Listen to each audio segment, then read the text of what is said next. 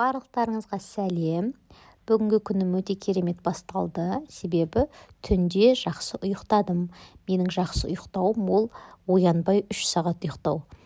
Қызым соңғы 3-4 күннен бері жарты сағат сайын, 1 сағат сайын оянып, мазастанып, қайта-қайта емізем.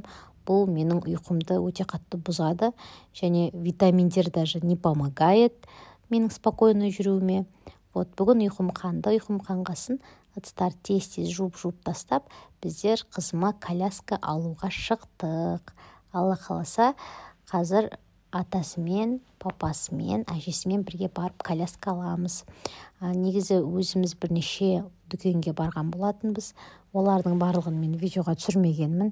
Коляскалардың бағалары енді, конечно, өте қатты ұшып тұр. Бірақ маған ұнағандары 50 мыңнан жоғары, 200 мың, 300 мың коляскалар бар екен. Әрине ең бағалысын алғымыз келді.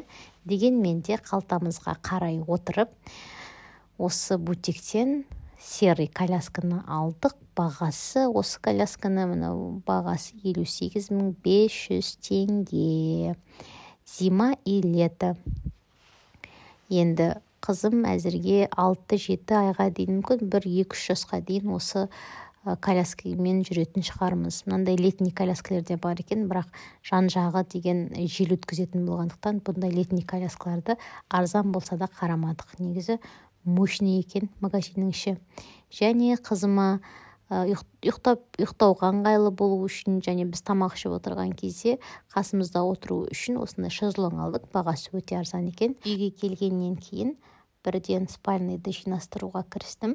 Себебі қазір қызымды жуындырып, одан кейін оны ұйықтатып, бары қарай өзімнің келіндік шаруаларыма кірісемін. Мені қолдап, лайк басып, комментарий жазып қойыңыздар. Келесі кездескенше.